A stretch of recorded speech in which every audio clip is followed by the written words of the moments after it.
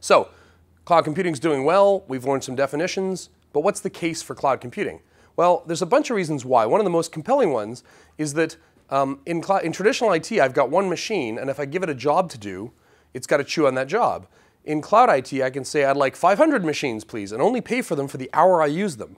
So if I've got a task that takes 500 days, one machine will take 500 days to do it. 500 machines, if I can split that task up well enough, can take 1 day to do it. And what's interesting about that is that one machine running for 500 days, if I buy a computer and I run it for 2 years, I'm going to spend $1,000 on that computer plus its electricity and maintenance and fixing its hard drive. I'm going to probably spend $200 on those 500 machines. So I get my answer 499 days sooner, and it costs me less money.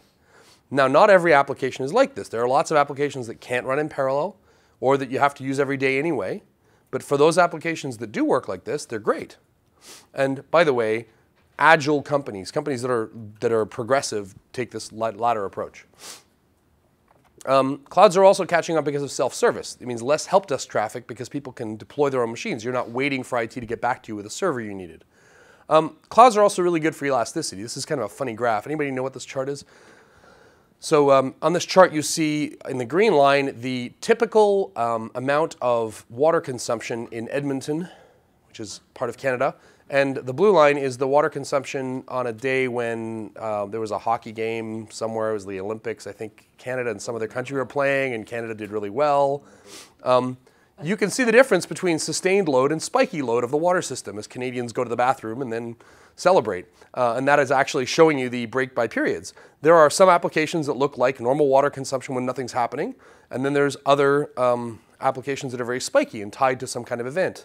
And in this case, water in a day when Canada's winning a gold medal is probably a spiky application that's good for clouds. So clouds are very good at handling elastic, bursty loads like this. Clouds are also getting updated all the time. This is some data that came from a study that was done on WatchMess's infrastructure. This is Amazon improving the performance of its CloudFront content delivery network twice in 1 month. I don't know any IT organizations, private IT organizations, that fix their cloud performance, their performance twice in 1 month. So you're riding on the shoulders of giants here, because every time they upgrade their infrastructure or improve things, you benefit from it. Clouds can also have a considerable amount of performance here because you can really speed up tasks by assigning them to bigger machines when you need them. And another thing about clouds is that your expense report can no longer enforce IT policy. So in the old days, you had the expense report as a way of saying that none of you in the room could get into IT. Because if you bring me an expense report that says I'd like to buy $10,000 worth of servers, I'm going to say no. And therefore, you're not creating a rogue IT organization within the company.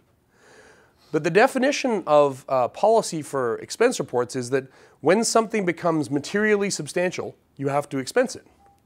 Now, if you guys were building an application and it took 10 cents, you probably wouldn't bother with the expense report. Like, that'd just be a pain in the butt. I mean, 10 cents, I don't care. So here's my credit card statement, which is probably a bad idea to put on the internet. And you'll notice a bunch of different things in here.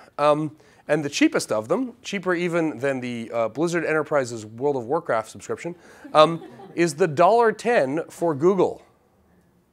All of a sudden, that idea of the expense report as a gatekeeper to stop rogue IT organizations from popping up in the company went away. And so now everyone can do this stuff, and IT doesn't have any control system anymore. This is an artificial control on adoption of new IT. It's another reason why cloud computing is getting picked up so quickly.